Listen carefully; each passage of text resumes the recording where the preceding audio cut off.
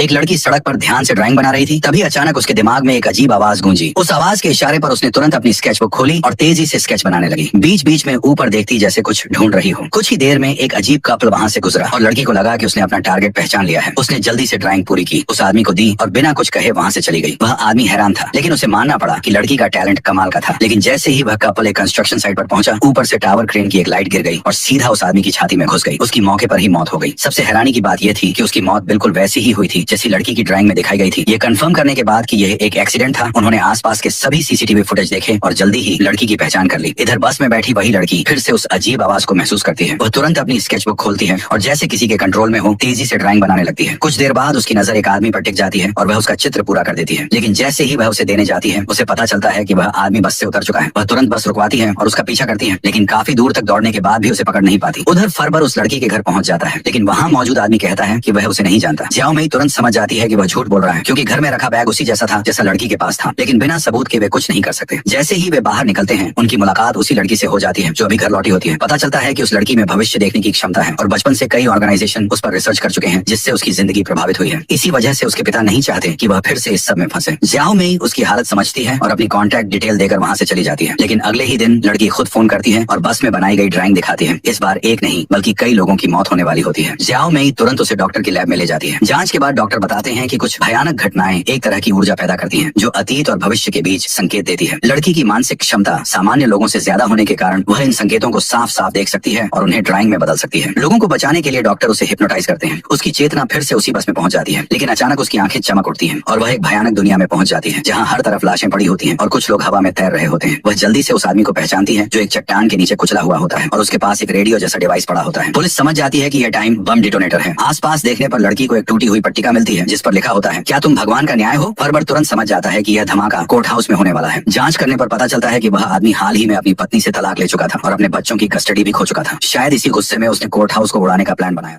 Like and subscribe, please, and share.